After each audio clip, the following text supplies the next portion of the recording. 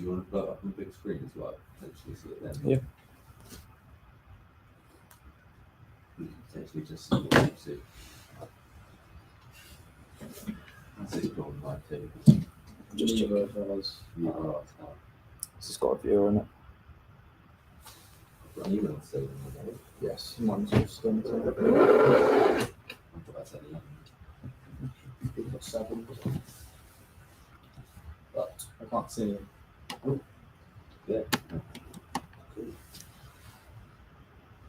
So just we'll be waiting for a few more people to come in.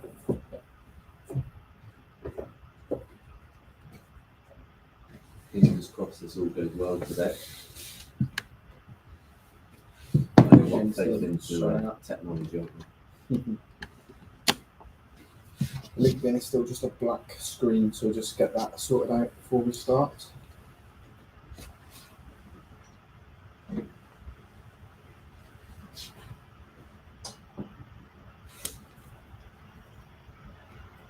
Maybe it's just LinkedIn. We're live on YouTube. We're live on LinkedIn. We've got 12 people currently watching, but it's just a black screen. Have you?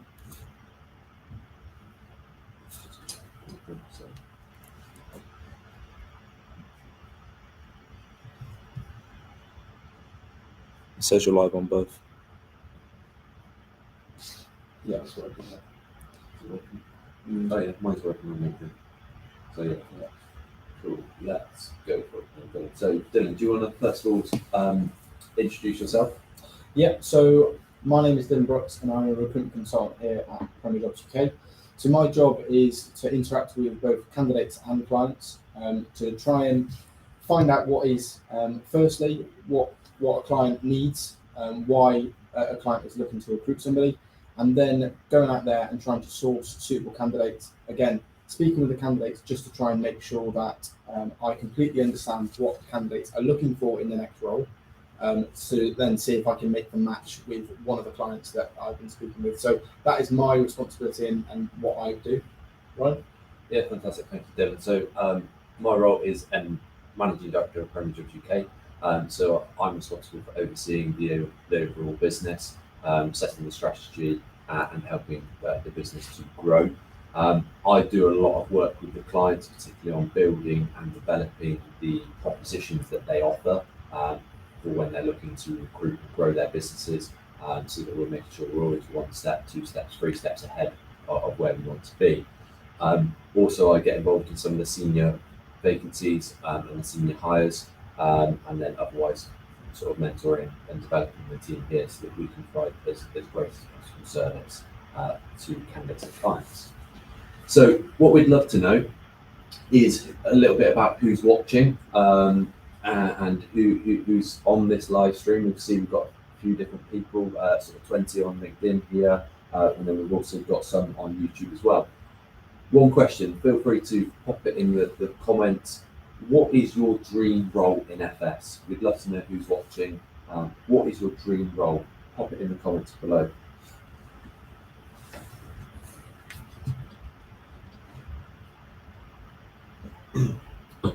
I'm sure we'll come back to any comments as well throughout. But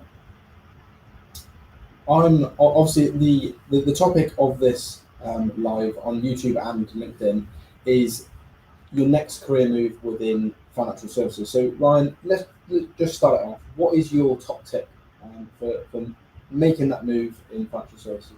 Yeah, definitely. So I think if I was to nail it down to sort of one main top tip, I definitely would recommend to anyone looking to make a move in financial services, either now or in the near future, is really start with the end in mind. So take some time, reflect either as yourself or with key individuals within your sort of your network, so your partner or your parents or someone you value their opinion on a lot, and really map out what do you want to achieve. And this can go into a long-term ambition, or it can go into the next role, and really map out what you want that role to look like, and that enables you to see what destination you want to get to. And by doing that, you can then work backwards in terms of what are the missing pieces. So, for instance, if you are currently a power planner and you're really keen to become a financial advisor, speaking to high net worth clients, and really building a nice client bank, what you need to identify is what are you missing. So, if you're maybe part qualified at the moment, you need to get yourself to the full level 41 qualification to meet the regulatory standards. So that would be a part of the puzzle. The other part would be potentially if you need any sales skills or any business development skills. So you can then really map out what are the key pieces you're missing and whether you go about it or whether you find a role that then offers those. And once you've done that process of really identifying what you're looking for, that's then where you can pull in an expert recruiter and say, this is what I'm looking for these reasons. Can you help me find that opportunity? And I think it creates a much more focused and much more tailored approach to your needs when doing that. Yeah. So that would be my sort of key tip. Have you got any comments off the back of that? No, yeah, definitely agree with what you've said there. When I speak with candidates, the easiest candidates for me to deal with and the easiest, most sort of free-flowing and open conversations are always the ones where the candidate has done the research into what they feel that they need, like you were saying. So, I definitely agree with what you've said there. Alternatively, there's also the need to be a little bit fluid with actually what you're looking for, and sometimes be open to listening to what a recruiter's sort of advice is. Some people obviously have an idea of what they want it to look like, and sometimes that is unrealistic. So, if you're speaking with one of the consultants here, like myself, obviously we're specialists within financial services, so we speak with a lot of clients and a lot of candidates. So sometimes it's just being open to listening to our feedback, and actually, we would only suggest, going down one avenue or another for a specific reason. So just being open enough to the conversation to hear out other, if you only want to have employed, at least listening to some of the self-employed options and understanding why we're recommending, them. Based off what we've already learned in that conversation. But yeah, that would be probably my following comments from that. Fantastic. I see there, is that a comment on LinkedIn? Yeah, so Christopher has obviously just mentioned that I'm assuming that that's an answer to the first question of what is your dream role that you're looking for within financial services, and you've mentioned there financial advisor, where the employer offers a basic salary, so you're looking for an employed financial advisor role. I can see that obviously you've got CMAP and SERA, so I'm assuming that you're in that avenue at the moment and you want to transition over. So any thoughts on tips for that? Yeah, definitely. So it's hard to know about the full picture there, but like you pointed out, CMAP and SERA is a fantastic starting point to build upon there. And to achieve that financial advisor role is really then building the skills with financial advisor clients as well. So building that knowledge with pensions and investments alongside maybe the current role as a mortgage advisor will help start to bridge that gap. But also would be interesting in terms of the mortgage business you're currently doing, Chris, as to whether any of that is transferable across, because if you can, that could then help make yourself more attractive to potential new employers to become a financial advisor, because you can bring a level of business with yourself that you can immediately write either as mortgage business, or you could then potentially convert those mortgage clients straight into them financial advisor clients, which starts getting gross business being written, which helps recover that salary so that there's less risk to the future employers to take you on. So that would definitely be a potential tip there. So yeah, that's fantastic. So like we said earlier, if you've just sort of joined this live here, the topic is on how to make your next move in financial services. So we'd love to know who's watching so that we can make sure this session is giving you as great as advice as possible. So one question we've got that we'd love for you to answer is, what is your dream role in FS? So put your answers in the comment box, and we'd love to see that sort of building up. So Dylan, in terms of questions, we also asked for some questions going into this as well. So thank you to those who have submitted their questions prior to the live taking place. So one question we've got here is, what are some typical mortgage administrator interview questions? Mortgage administrator. Yeah. So it obviously really varies based on company to company, because the role of a mortgage administrator can also vary with each company. So when approaching a mortgage administrator role, obviously you'll know more about that specific company and what they're kind of looking for that role. If it's more of a senior, there will be obviously different type of questions. But what you really want to think of before you go into an interview is the type of skills and attitude that you'll need for that specific role. So obviously, if you're fresh into financial services and if this is your first role going into mortgage administration, obviously you're not going to know too much of the technical side of things or how things really work. So it's going to be more about your ability as an administrator, what previous experience you've had in that. Obviously, if you're going into an experienced mortgage administrator role, you're going to be asked questions about, what type of support you give to mortgage advisors, what you've done in previous roles, what your experience is in terms of whole of market or tide, and how that has affected you in your previous roles. So it's definitely one where you need to think more about the type of role that you're going into, I think, and then again track back like we said before. Definitely. Looks like there's a few more comments coming in. Any of those you want to share, Dylan? So Debbie has asked a good question there. What advice would you offer for those who are unsure on their next direction? Okay, so on the next direction. So definitely I would suggest taking that time to have that moment of reflection, really. So, there's different people that could be, going for a walk, going to the gym, spending time with family. Sometimes taking that moment away from the busy day-to-day life gives you the opportunity to have that moment of reflection.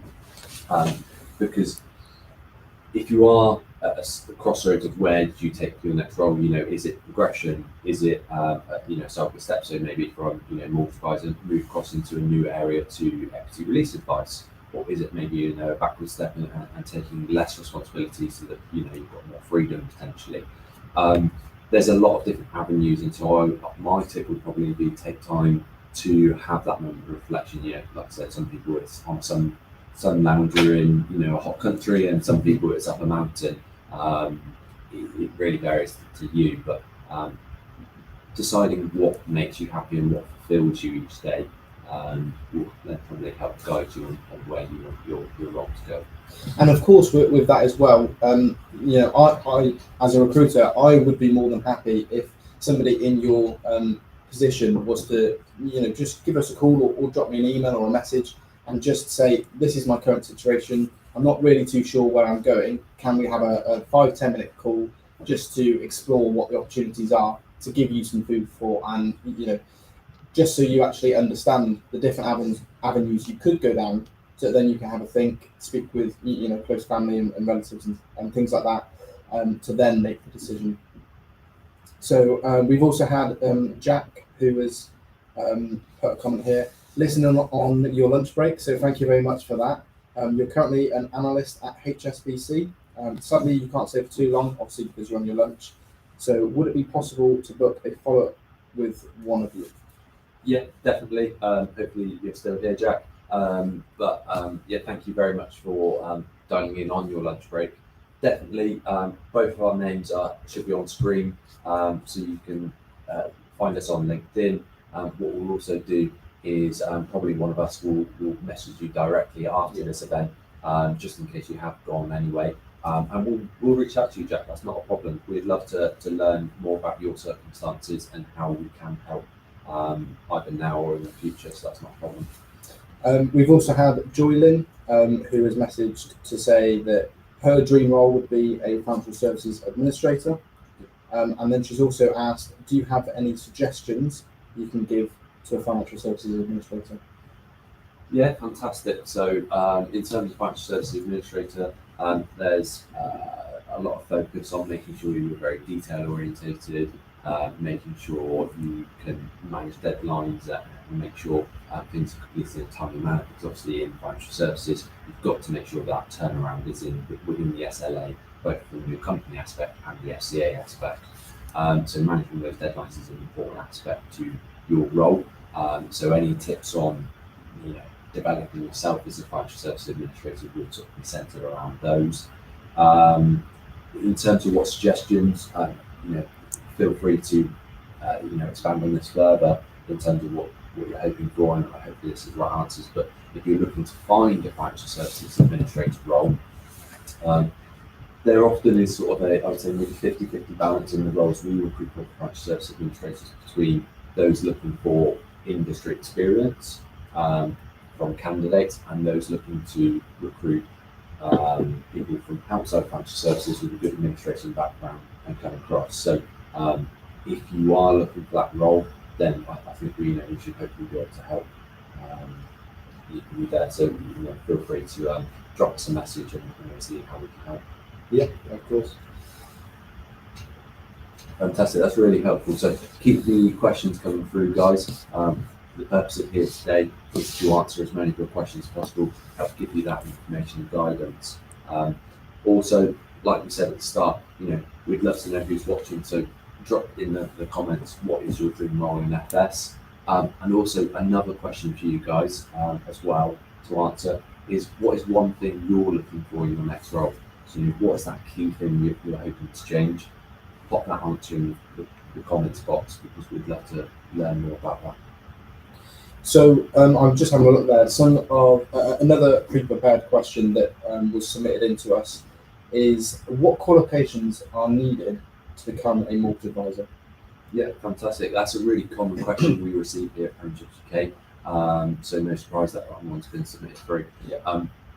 The qualifications required to become a mortgage advisor is the full CMAP, which is provided by the London Institute of Banking and Finance, or from the CII, it's the CF1 and CF6 qualification. So those are the two routes you can go down. Some firms would look at taking you on with maybe like CMAP 1 or like CF1 or RO1 in a trainee capacity, but for you to become a full mortgage advisor, you will often need that full CMAP or the full CF1, CF6. So those are definitely the qualifications that need to be obtained. We've got loads of content on our website and on our YouTube, so feel free to subscribe to our YouTube channel, because we've got lots of videos on that. So yeah, just give me a little plug there. So Joylyn has also just put another comment there to say that yesterday she has applied for another role and has got a face-to-face interview lined up. So do you have any areas for her to concentrate on? How does she shine that interview? Fantastic. Would you like me to answer that? Well, I'll start off with, again, you need to really focus on the company.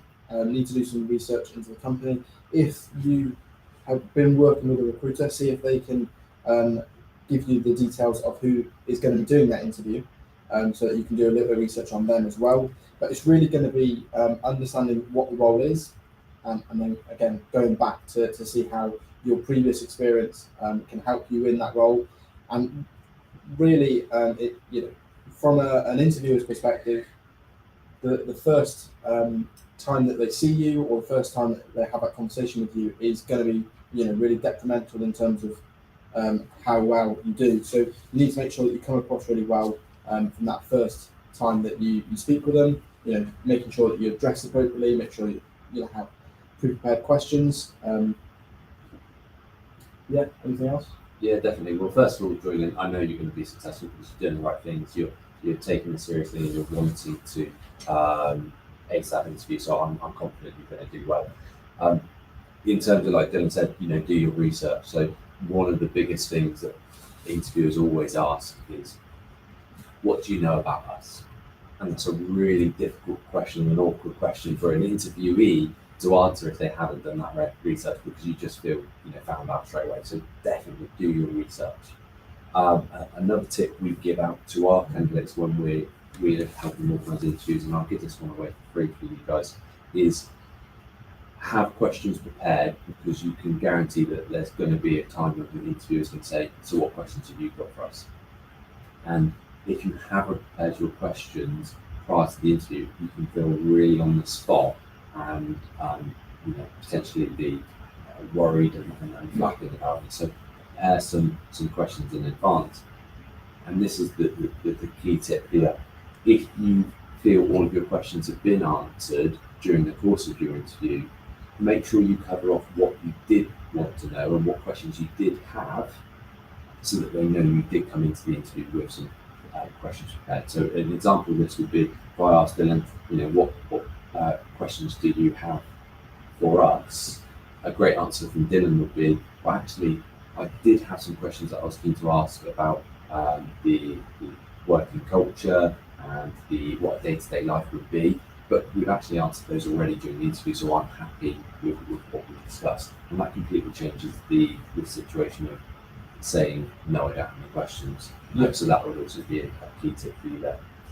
Following on from that as well, obviously I mentioned at the start to do research on the company and understand the company. Now that goes one step further than just having a look at the website. That's also having a look at reviews, maybe on Trustpilot or Google, to see if they stand out on there for any reason. Maybe they respond to every comment, every review, sorry. Maybe they have 5-star rated or something like that. Something that you can bring in that's unique, that you'd be able to show that you have done that previous research.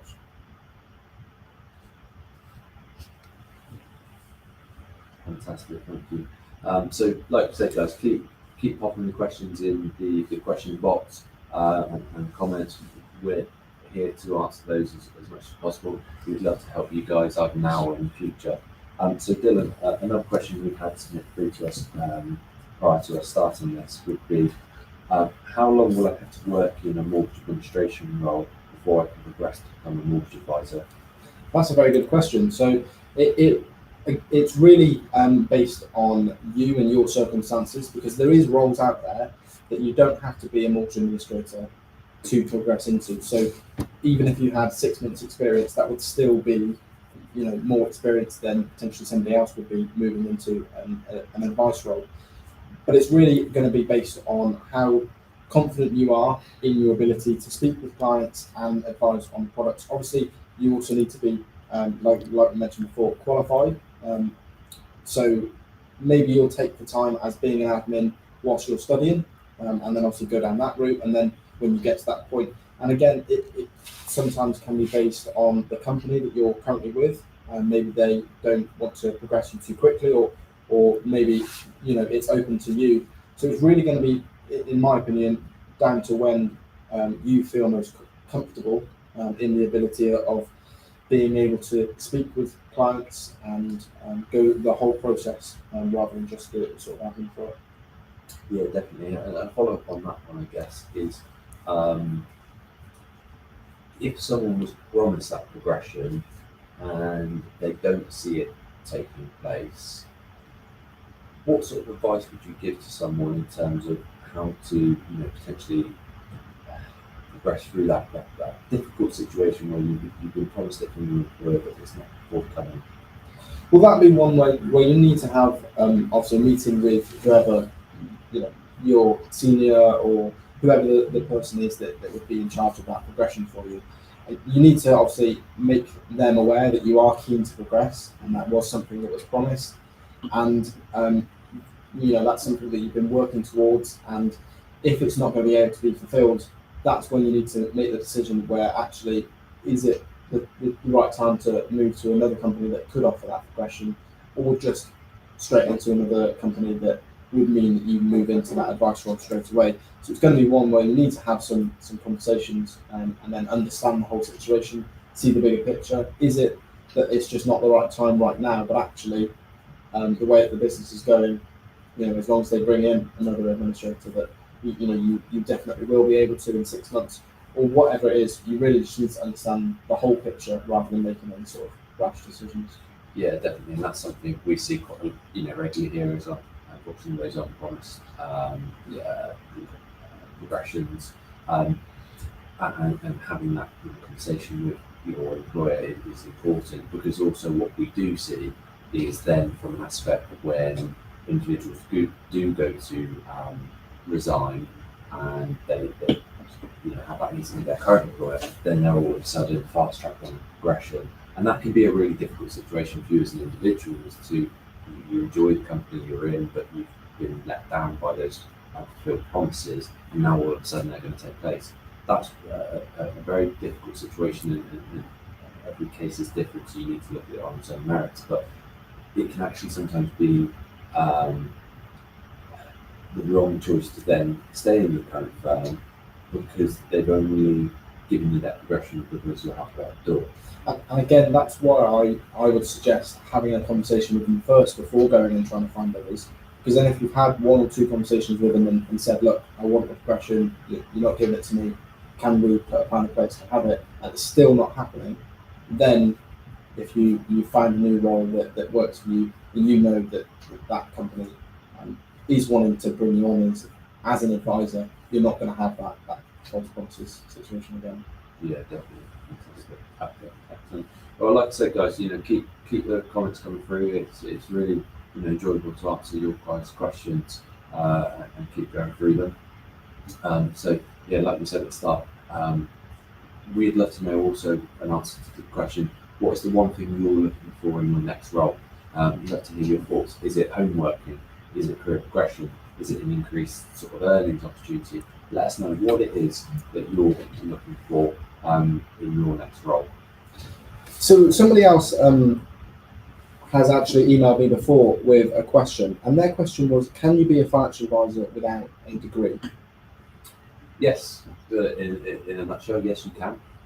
So the financial advisor role is often requiring the level 4 diploma, either through the CII or the LIBF, and that is a level 4 qualification, so it's a diploma level. So it isn't degree level, but however, it is highly focused on the financial services industry, and it's not easy to pass. So you need to put through many hours to study for that qualification. But yes, the answer to your question is you can become a financial advisor without a degree. It's more than focused on that level 4 diploma. Yeah. Fantastic. Well, hopefully you guys are finding value in this. We've got a nice number of you guys watching, so do also follow our content, follow us on social media. YouTube is something we regularly post the content out on, also on LinkedIn as well. If you've got any questions you'd like to take offline and ask us on an individual basis, then contact either myself or Dylan through LinkedIn. Drop us a message there, and we'll be more than happy to answer your questions. And also we'll put our contact details there as well if you prefer to come through on email or a telephone call. Before we potentially look to wrap up, is there any further questions that you're aware of that are keen to be answered? I don't believe that there was any furthers. Obviously, we open the floor to anybody else that's got any questions on LinkedIn or YouTube, but I don't think there's any other problems. Okay, fantastic. It looks like we just have one in through, so what's that question? So this is Adrian that's commented there. I am level 4 qualified DIPFA, but I've never worked in financial services. What is the first step that you would recommend that I take? Okay, fantastic. So well done, Adrian, on obtaining your level 4 diploma. That's a really helpful qualification for you to get into financial services. In terms of that, if you are looking for your role in financial services, I'll probably say speak to a recruiter, because we've got opportunities potentially for training financial advisors if that is something you're looking to pursue, and we can look at clients who are happy to look at people who've not got any experience in the industry before. So that would be one definite tip, is reach out to us. The second tip is, if you are looking to get into becoming a financial advisor, then you will be looking to provide pension advice, investment advice, protection advice to clients on a regular basis. And so naturally, you're probably going to look for a company that can help provide you with leads for you to build up a client bank. But something you can be doing in the meantime is looking to build up your own network of contacts that you can utilize and build your own client bank. So really go through your phone book, go through your friends, who you know who might know someone else, and start building a list of names and numbers of people you could reach out to when you get that role as a financial advisor, and you can call them up and say, right, I am now a financial advisor, I am keen to provide you with advice to help make sure your money is working as hard as it can for you. You then straight away can hit the ground running and go off to a flying start. So yeah, in the meantime, looking for that role, build a list of people you know that you can reach out to. Yeah. Fantastic. Well, unless there's any further questions, feel free to throw them in. I think there is a question that's coming through. Taylor's letting us know. If not, Taylor, just pop it up on the screen for us. Everyone's read it out. Yeah. It says, hi, I have an MSc in global finance trading, but not much experience. What would be your advice for me when applying for jobs? I'll give this one back to you. Yeah, no worries at all. So, in terms of your masters, congratulations on obviously achieving that. In terms of when applying for jobs, obviously we're going to relate this to the financial services industry because that's what we know and specialise in. You would be looking at sort of trainee level roles or potentially back office roles in an admin or maybe power planner role, because you wouldn't have the required qualification from sort of the question there to be providing that financial planning advice. But that could definitely be a route when you come in as an administrator or come in as a power planner, providing that technical support service, and that will give you a lot of information and learning about the industry. Advice for when applying for the roles is, if you can, research who the company is that you're applying for so that you can try and identify what is it, the value you can add to that company to make you stand out against other candidates who are applying, because it is a competitive industry out there right now. And Debbie, you've just put there, thank you for sharing your time and knowledge. So thank you very much for that message. Fantastic. So keep questions coming. And if you wanted to catch up after this event, then like I said, feel free to drop us a message. I think there's another one come through, is there? Yeah, Yasmin, you just put that you sent a private message. You've had to leave for a bit, but come back. Happy for you to put that message back in the chat now, or obviously we can come back to you on the private message after. That's not a problem. Fantastic. Lovely. Any more questions, Taylor, from your end? I'll give it maybe just 30 more seconds just in case Yasmin does put that comment in, but I'll give you a shout if it does. Well, obviously, we're wrapping up now, but thank you very much for everybody that has taken the time to watch, and I hope that our comments have been helpful. Obviously, our LinkedIn's are on the screen, Dylan Brooks, Ryan Venner. Feel free to drop us both a message. Alternatively, there is obviously YouTube videos that could help with any qualifications and other informative content that we have put out. Fantastic. Well, really appreciate you guys joining us today, and hopefully speak to you soon.